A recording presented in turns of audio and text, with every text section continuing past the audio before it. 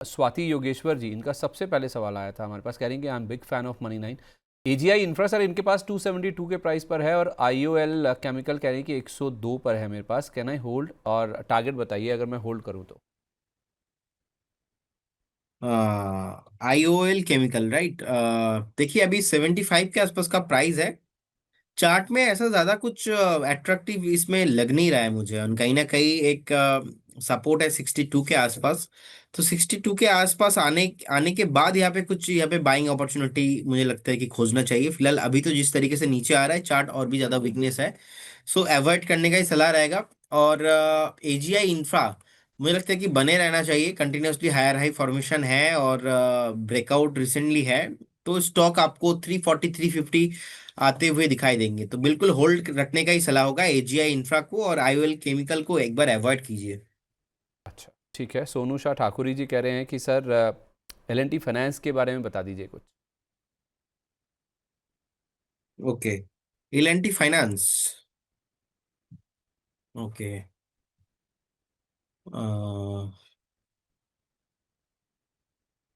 जी, अभी 290 के आसपास का प्राइस चल रहा है ऑलमोस्ट। एक बार तो देखिए यहाँ पे जितना चला है, प्रॉफिट बुकिंग आ रहा है। एक बार वेट करके जाइए, 284 280 तक आपको एक बार आते हुए दिखाई देंगे, लेकिन over the long time view के हिसाब से मुझे पसंद है, और मुझे लगता है कि आपको बने रहना चाहिए।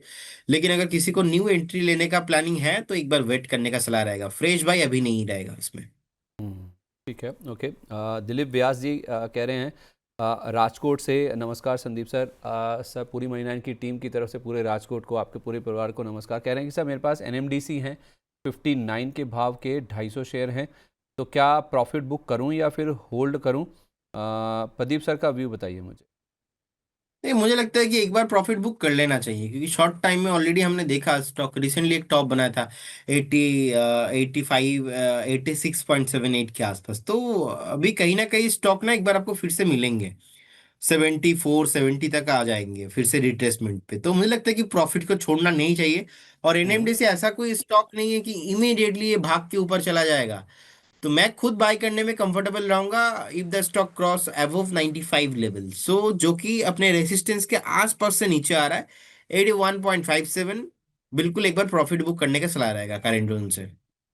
ओके ठीक है, परफेक्ट है। एक बार ना सर आप सुप्रीम इंडस्ट्रीज़ भी देखिए। सुप्रीम इंडस्ट्रीज़ पर मनोज अग्रवाल जी का सवाल है, कह रहे हैं कि 3486 पर लिया है मैंने। सर से पूछ लीजिए कि अभी क्या करना है इसमें। देखिए मुझे लगता है कि कहीं ना कहीं स्टॉक एक डबल बॉटम फॉर्मेशन हुआ है। डबल बॉटम फॉर्मेशन होने के बाद आप मूवमेंट कंटिन्यू नहीं हुआ, फिर से थोड़ा जो बॉटम फिशिंग हुआ था वहाँ पे रिट्रेसमेंट हो रहा है। 3469 है, एक बार 3200 तक जा सकता है, लेकिन जब तक ये स्टॉक 3000 के ऊपर सस्टेन हो रहा है कोई प्रॉब्लम नहीं है, बने रहिए। ठीक है, तो बने रहिए, कोई ऐसी दिक्कत की बात नहीं है इस स्टॉक में। आ, अच्छा, ये कह रहे हैं कि सर ने ही बताया था इसमें वेट करें या फिर सेल कर दें। सर ये जो सुप्रीम इंडस्ट्रीज आई थिंक आपने ही रेकमेंड किया था, मैंने बाद में नीचे पढ़ा इनका ये जो पूरा सवाल था। तो अभी बने रहिए, कोई ऐसी दिक्कत की बात नहीं है स्टॉक में।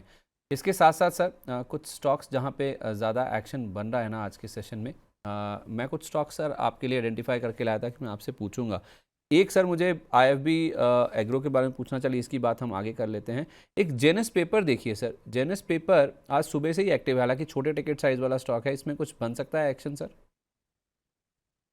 आ, नहीं, यहाँ पे 13 रुपीज के आसपास का प्राइस चल रहा है। मुझे लगता है कि हम्म। कहीं ना कहीं एक बार इग्नोर करना चाहिए, ऐसे छोटे छोटे स्टॉक्स पे तो मैं ट्रेड देता नहीं, और इसमें हम्म। लिक्विडिटी भी उतना बढ़िया होता नहीं है। ठीक है। आईटी स्टॉक्स को लेकर आपका क्या व्यू है सर? आज टीसीएस और एचसीएल टेक अपने नंबर्स पर रिएक्ट कर रहे हैं, बहुत ही मिक्स सा रिएक्शन है, हालांकि लोअर लेवल से कुछ रिकवरी भी होती हुई दिख रही है इन दोनों शेयरों में। तो टीसीएस और एचसीएल टेक पर आप क्या रिकमेंड कर रहे हैं अपने क्लाइंट्स को? देखिए टीसीएस को लेके मेरा व्यू एकदम क्लियर है, 3800 4000 जाने के लिए टीसीएस रेडी हो रहा है, और कोई प्रॉब्लम है नहीं। और जब भी नीचे मिलेगा आपको एक लॉन्ग टर्म चार्ट पे अपॉर्चुनिटी है कि ऐसे स्टॉक्स अगर अच्छे प्राइस में मिलता है तो आपको होल्ड रखना चाहिए। लास्ट ईयर भी ओवरऑल आईटी चला नहीं है, और इस साल मुझे लगता है कि एक्यूमुलेशन हो रहा है, और कहीं ना कहीं अगर जून जून जुलाई के बाद हो सकता है कि एक बार चले। और 3200 के ऊपर ये भी ट्रेड हो रहा है, बिल्कुल बने रहने का सलाह होगा, और फॉर द लॉन्ग टाइम के हिसाब से भी अगर किसी को यहाँ पे पोजीशन बिल्ड करना है तो ऐसा हम्म प्राइस आपको बाद में मिलेंगे नहीं, तो बिल्कुल यहाँ पे आप पोजीशन बना के जा सकते हो। एसीएल टेक्नोलॉजी अभी 1657 के आसपास है। रिसेंटली एक डीप लगाया था 1553 के अराउंड, और जितने भी सिग्निफिकेंट सपोर्ट है वो बेसिकली 1570 1580 के आसपास है। तो थोड़ा डीप कभी भी मिलता है, जैसे कि आज सुबह ही मिल गया था एक बार 1626, एंड वहां से हमने शार्प रिकवरी थोड़ा बहुत होते हुए दिखा। तो अभी तो फिलहाल होल्ड कीजिए।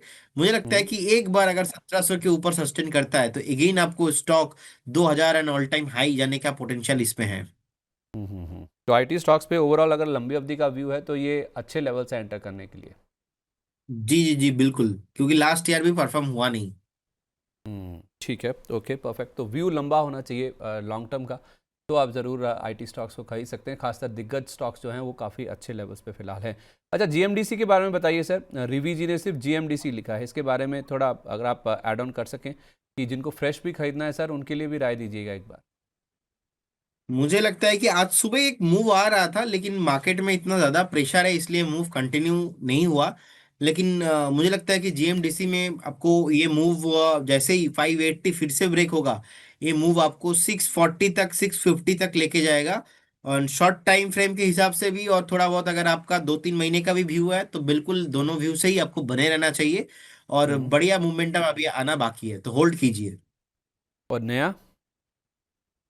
नया अगर आप आते हो या करेंट जोन से हम बाय करके जा सकते हैं, कोई प्रॉब्लम है नहीं, क्योंकि ऑलरेडी स्टॉक एक डबल टॉप करने के बाद नीचे रिट्रेसमेंट करने के बाद का पुल बैक आ रहा है, और ऐसा पुल बैक बाइंग में फॉलो अप जो न्यू प्रीवियस बायर्स है वो बहुत आते हैं, सो डिमांड भी यहाँ पे कंटिन्यू रहेगा। सो होल्ड करने का सलाह रहेगा। सर विक्रम सोलर पे क्या करना है? हमारे एक दर्शक हैं एम जी दलाल जी, वो कह रहे हैं कि मेरी बाइंग है 330 रुपये की, 330 रुपये की, और शेयर सर 230 रुपये के भी नीचे आ गया। 100 रुपये का पर शेयर लॉस है सर। एवरी पुल बैक में आपको बेचने का सलाह है, बस शॉर्ट एक ही व्यू है, आपको बेचना ही है, आपको रहना नहीं है। कंपनी के जो मैनेजमेंट है उसके ऊपर उनके ऊपर अलग अलग केसेस चल रहा है। एंड जिस दिन ये लिस्ट हुआ था उस दिन और एक न्यू केस ऐड हुआ है, वो केस अभी भी जो है कंटिन्यू है। और सेकंड थिंग, मैं एक बार इसके साथ रहता भी, लेकिन जिस तरीके से हमने देखा पर्टिकुलर ये जो कंपनी है विक्रम सोलर, जिस तरीके से each and every week new new 52 एक लाइफ टाइम लोस पे आ रहा है, सो कहीं ना कहीं हमें यहाँ पे वेट करने का कोई मतलब है नहीं। जितना वेट करेंगे उतना बड़ा घाटा, जितना ज्यादा वेट उतना बड़ा घाटा, तो इसीलिए एग्जिट करने का सलाह रहेगा। ओके ठीक है। बीएचईएल को लेकर आपकी राय दीजिए सर। बीएचईएल में पिछले हफ्ते खबर आई थी कि कुछ चाइनीज़ कंपनीज को सरकारी ऑर्डर्स में बिड करने के लिए जो कर्ब्स लगी हुई हैं, जो रोक लगी है, वो हटाई जा सकती है। फिर फाइनेंस मिनिस्ट्री का क्लैरिफिकेशन भी आया, स्टॉक थोड़ा सा रिकवर हुआ, कल फिर से गिर गया 3-3.5% के आसपास, और आज भी देखिए हर हायर लेवल्स पे सर इसमें प्रेशर ही देखने को मिल रहा है। हमारे एक दर्शक हैं सर प्रमोद सेठी जी, उनका सवाल है ये। इनफैक्ट बीएचईएल के साथ साथ वो इरिडा, आईडीबीआई बैंक, इनको लेकर भी पूछ रहे हैं कि क्या करना है। अब सवाल ये है सर, ये गिरावट जो है क्या ये ऐड करने का, खरीदारी करने का मौका है या अभी अवॉइड करें? देखिए बीएचईएल मुझे लगता है कि आपको पोर्टफोलियो में रहना चाहिए, और ये जो गिरावट हो रहा है इस गिरावट में ऐड नहीं करना चाहिए। मैं और ज्यादा एक्सपेक्ट कर रहा हूँ कि और थोड़ा ज्यादा यहाँ पे सेलिंग प्रेशर, वो ऑलमोस्ट 236 230 से मैं स्टार्ट करूंगा स्टैगर बैनर हम्म पे बाई करने का, लेकिन ऐड ही करना है अभी नहीं, थोड़ा पेशेंस रखिए और थोड़ा नीचे ऐड करना है। आईडीबीआई बैंक अभी 103 104 के आसपास का प्राइस चल रहा है, मुझे लगता है कि इसका एक स्ट्रिक्टली स्टॉप लॉस आपको 92.40 के आसपास मेंटेन करना है, बने रहिए। और एक फिर से आपको रैली 108 110 एंड अबव आपको प्राइस में आते हुए दिखाई देंगे। एरेदा में सर कुछ नहीं करना है, स्ट्रिक्टली स्टॉप लॉस आपको यहाँ पे 120 to 125 एक रेंज है, इस रेंज के अंदर मेंटेन करना है, लेकिन फ्रेश बाय करने का सलाह अभी भी नहीं रहेगा, क्योंकि जुलाई में लास्ट ईयर एक टॉप हुआ था, वो टॉप ऑलमोस्ट 280 एंड अबव हुआ था, उसके बाद लगातार एक सेलिंग प्रेशर है। देखिए न्यूज कुछ भी हो, चार्ट के ऊपर तो कुछ भी नहीं है, प्राइस एक्शन इज एवरीथिंग। तो प्राइस हम्म एक्शन सही कह रहा है कि लास्ट 1-1.5 सालों से नॉन स्टॉप ये नीचे आ रहा है, तो न्यूज कुछ भी हो आपको देखना नहीं है। आपको एवरेज करने का सलाह इसलिए मैं दे नहीं पा रहा हूँ क्योंकि लगातार ये नीचे आ रहा है, कोई भी स्टॉक्स लगातार नीचे आ रहा है, और if you think you can average, so that is a very big misconcept मुझे लगता है कि मार्केट में है। लोगों के स्टॉक बढ़िया नाम है और एवरेज करते रहते हैं, ऐसे नहीं करना चाहिए। 120 के आसपास का एक strictly maximum stop loss maintain कीजिए और बने रहिए, लेकिन फ्रेश बाय नहीं करना है किसी को। और तीसरा था आईडीबीआई बैंक। हो गया सर। अच्छा, मैंने मिस कर दिया। मैं सवाल ढूंढ रहा हूँ सर, कई बाद में क्या है ना, फायरिंग हो जाती है कि मेरा सवाल क्यों नहीं लिया, मुझे क्यों मिस कर दिया। तो कभी कभी उस चक्कर में हो सकता है कि शायद मेरा भी ध्यान ना रहा हो, तो मैं माफ़ी चाहता हूँ सर। अच्छा, ग्रो के बारे में राहुल घोष जी पूछ रहे हैं, ग्रो पे क्या करना है सर? देखिए, ग्रो में मेरा व्यू बहुत ही पॉजिटिव है एंड मुझे लगता है कि ग्रो में एटलीस्ट 2-3 साल का व्यू होना चाहिए। तो एक हाई पॉसिबिलिटीज है ग्रो में, अगर 115 के ऊपर सस्टेन जब तक कर रहा है और 1.5-2 साल का अगर व्यू है, तो आपको all time new highs highs पे हाईज बनते हुए दिखाई देंगे। ये 194 वाला 162 पे मिल रहा है सर। देखिए, 194 वाला 162 के आसपास मिल रहा है, लेकिन आप अगर अगर देखेंगे ब्रोकिंग इंडस्ट्री में, कोई भी अभी इंडिया में ऐसा कोई ब्रोकर है नहीं जिनका मार्केट कैप 1 लाख करोड़ से ज्यादा हो। ओनली फॉर ठीक ग्रो है। का है। और ठीक है। सेकंड थिंग, ऑलरेडी एक रैली हो चुका है 115 120 से 194 का। अब इसको ऐसे भी देखिए, 164 में है और 115 का मैं स्टॉप लॉस दे रहा हूँ, तो दूर दूर तक रिस्क रिवॉर्ड रेशियो फेवरेबल नहीं हो रहा है। तो हम्म। इसीलिए अगर आप फेवरेबल चाहते हो कि नहीं, थोड़ा फेवर में आए आपका रिस्क के हिसाब से रिटर्न, तो जितना नीचे खरीदेंगे उतना ही आपका जो है बढ़िया, आप इसको एवरेजिंग कर सकते हो, थोड़ा आपका कॉस्टिंग ज्यादा अच्छा हो जाएगा। और व्यू इसमें 2-3 महीने का है भी नहीं, क्योंकि 2-3 महीने का मूव ऑलरेडी स्टॉक ने 6 महीने का मूव दे दिया है। तो अगर व्यू 2-3 साल का है then you welcome, otherwise view यहाँ पे शॉर्ट टर्म का मेरे कुछ है नहीं। और मैं तो ऐसा व्यू है सर, मैं तो 115 का एक स्टॉप लॉस मेंटेन करूंगा, और इस बार 194 के ऊपर सस्टेन करने पे 250 260 तक जा सकता है, मेरा व्यू तो ऐसा ही है। But it will take time, क्योंकि जब स्टॉक एक बार शॉर्ट टाइम में ना इतना मूव हो जाता है, और हम्म। कैपिटल मार्केट एक थीम है और इनके कंपटीटर में अभी कोई है भी नहीं। एंजल वन का भी देखिए, एंजल वन का मार्केट कैप उतना ज्यादा है नहीं। अब अगर कंपेयर करेंगे ग्रो के साथ, तो कहीं ना कहीं ग्रो में ही ज्यादा बेनिफिट मुझे लग रहा है, कमिंग फ्यूचर में पॉसिबिलिटीज है, जीरो द हम्म। लिस्टिंग है नहीं। सो कहीं ना कहीं हाई पोटेंशियल चांसेस मुझे लगता है कि ग्रो के साथ ही होना चाहिए, और एंजल वन के साथ भी जिस टाइम पे लिस्टिंग हुआ था हमने देखा था। तो कहने का अलग अलग साइकोलॉजिकल लॉजिक है, लेकिन आपको देखना है कि आपको क्या चाहिए।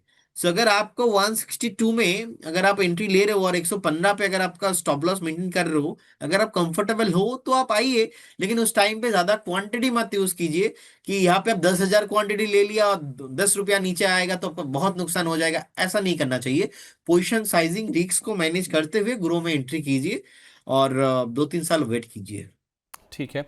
नाजिर अली जी का सवाल है सर, इन्होंने सुपर चैट के जरिए हमें सवाल भेजा है। कह रहे हैं कि 19 जुलाई 2025 से लेना शुरू किया था गेल इंडिया का शेयर। हमने पहले भी बात करी है सर इस शेयर की।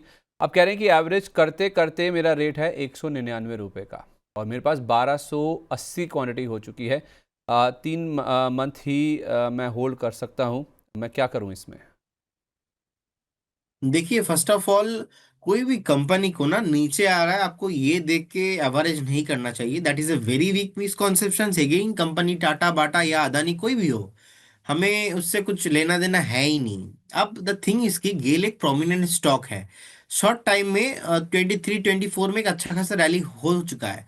मैं अभी गेल को लेके बात किया, मैं आपको बता सकता था 160 के आसपास, 165 में है, आप एक्यूमुलेशन कीजिए, लेकिन मैंने नहीं बताया, क्योंकि चार्ट मुझे परमिशन नहीं दे रहा है। चार्ट ही कह रहा है जो मैं आपको कह रहा हूँ, चार्ट ही बोल रहा है कि लास्ट टाइम ना चार्ट पे सपोर्ट था 156 पे, 157 पे।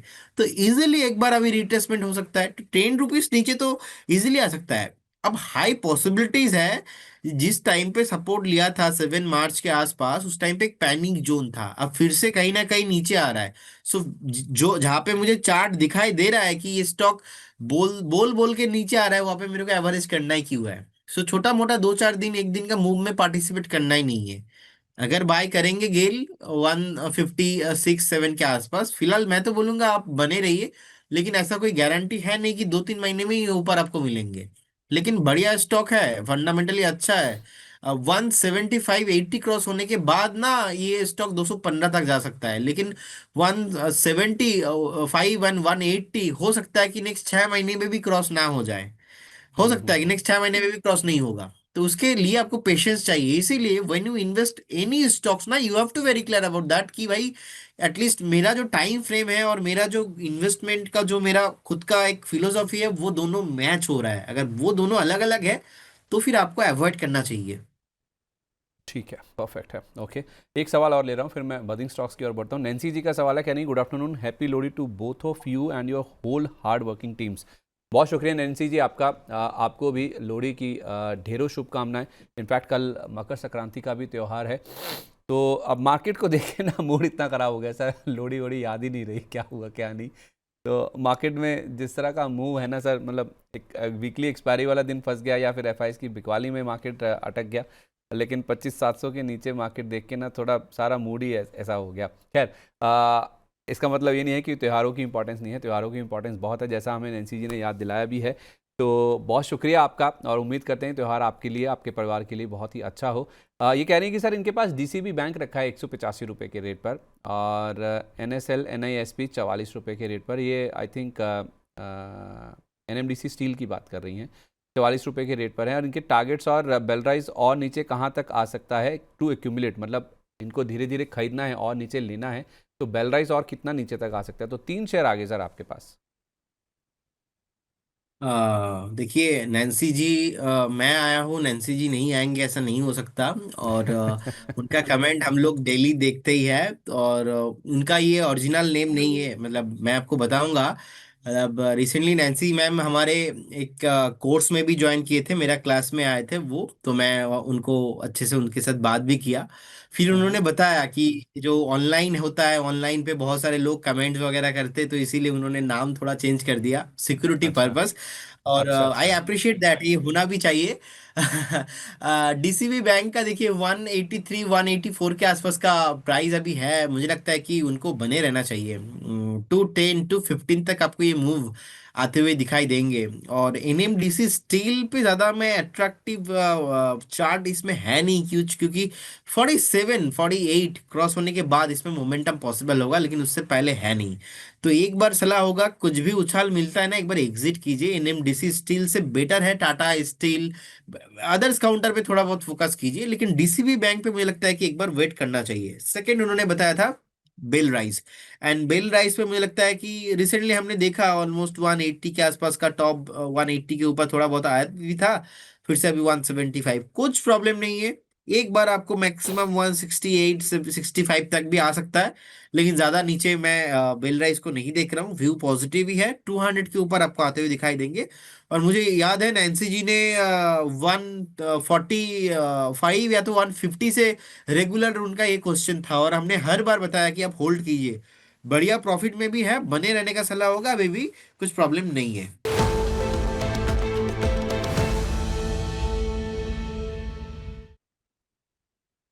चलिए सर, सबसे आखिरी सेगमेंट है लेकिन सबसे महत्वपूर्ण सेगमेंट है इस बाजार में। जब बाजार हम देख रहे हैं हाई लेवल से काफ़ी ज़्यादा गिरा हुआ है, स्मॉल कैप मिड कैप पे तो बहुत पिटाई है। ऐसे बाजार में कहाँ मौके ढूंढने चाहिए, कहाँ आप कहेंगे पैसा लगाना चाहिए या फिर डिप्लॉय कर सकते हैं? संदीप जी, कंपनी का नाम रहेगा ऑयल इंडिया।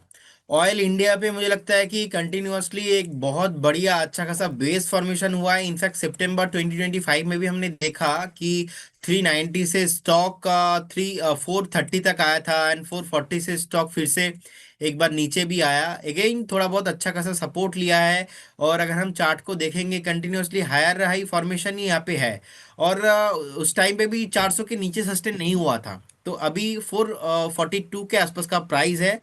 इनफैक्ट जो प्रीवियस हाई था नवंबर 10 नवंबर 2025 का, उसके ऊपर सस्टेन करने के लिए रेडी हो रहा है। सो कहीं ना कहीं जिस तरीके का ऑयल इंडिया का मोमेंटम है, और हम्म। मुझे लगता है कि एक बार नेक्स्ट स्टॉक ऑलमोस्ट पहला टारगेट होना चाहिए यहाँ पे 456, एंड सेकंड टारगेट मैं बोलूंगा आपको 480। 456 रहेगा फर्स्ट टारगेट, एंड 80 जाने के लिए रेडी हो रहा है। एंड इस केस में एक स्ट्रिक्टली स्टॉप लॉस मेंटेन करने का सलाह रहेगा। स्टॉप लॉस आप 1 घंटे का जो एक एवरेज मूविंग प्राइस है उसके हिसाब से आपको मेंटेन करना है। उसका प्राइस निकल के आ रहा है ऑलमोस्ट 417। 417 पे एक स्टॉप लॉस मेंटेन कीजिए, बने रहिए। और जब तक स्टॉक 430 के ऊपर सस्टेन है, इसमें अप ट्रेंड कंटिन्यू रहेगा, कुछ भी दिक्कत है नहीं है। और four hmm. 80 on the way, so current zone से बाय करने का सलाह रहेगा। तो 456 480 तक के लेवल्स आ जाएंगे, 417 रुपये का आपको स्टॉप लॉस रखना है। अभी 442.70 के आसपास है। एक ही है सर, कोई और भी नाम है आपके जहन में? जी सर, एक ही है। चलिए ठीक है, कब तक आ जाएंगे सर ये टारगेट्स? सर मोटा मोटा मेरा व्यू यहाँ पे 20 से 25 दिन का, एक महीने का आप एक बार व्यू लेके चलिए। और अगर कभी भी अगर आपको मतलब 480 का टारगेट बोल लो, कभी भी अगर आपको 456 460 में अगर प्रॉफिट बुक करना है, so you can profit book any time, but otherwise 480 का target with A 1 month of view. ठीक है, एक महीना रुकेंगे, 480 तक के लेवल्स भी आ जाएंगे। आप चाहें तो 456 460 के आसपास भी अपना मुनाफा बुक करके निकल सकते हैं, बशर्ते आपको महीने के लिए रुकने का आपके पास समय है। बहुत शुक्रिया आपका प्रदीप सर, अपना कीमती समय आज हमारे साथ शेयर करने के लिए। जिन भी स्टॉक्स को लेकर बातचीत हुई है या आपने रेकमेंड किए हैं, उनमें कोई डिस्क्लेमर सर? जितने भी स्टॉक्स को लेके हमने बात किया, कोई भी स्टॉक्स पे मेरा है, हमारे कंपनी का कुछ भी पोजीशन नहीं रहता है। नो कन्फ्लिक्ट ऑफ इंटरेस्ट, ऐसा ही रहा है। हम क्लाइंटों को देते हैं, हो सकता है कुछ कॉल क्लाइंटों के पास हो, हमारे पास नहीं है। और हम्म। स्टॉक मार्केट पे कुछ भी गारंटी नहीं होता, पास्ट परफॉर्मेंस फ्यूचर में इंडिकेट नहीं होता। जब भी आप इन्वेस्टमेंट कीजिए, काइंडली आपका जो पर्सनल फाइनेंशियल एडवाइजर है उनसे जरूर सलाह लीजिए, उसके बाद ही इन्वेस्टमेंट कीजिए। बहुत बहुत धन्यवाद संदीप जी आपको, एंड मनी नाइन्स के सारे व्यूअर्स को। Thank you and have a good बहुत डे सर। शुक्रिया आपका सर, बहुत शुक्रिया आपका अपना कीमती समय हमारे साथ आज शेयर करने के लिए।